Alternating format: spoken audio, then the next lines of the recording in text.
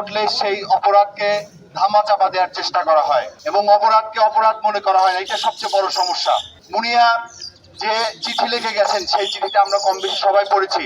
সেখানে একটা ব্যক্তিকে অভিযুক্ত করে সে আত্মহত্যা করেছে। এমন এই ঘটনাটা আমরা শুরু থেকে খেয়াল করছি যে এটাকে ধামাচাপা দেওয়ার চেষ্টা করা হচ্ছে।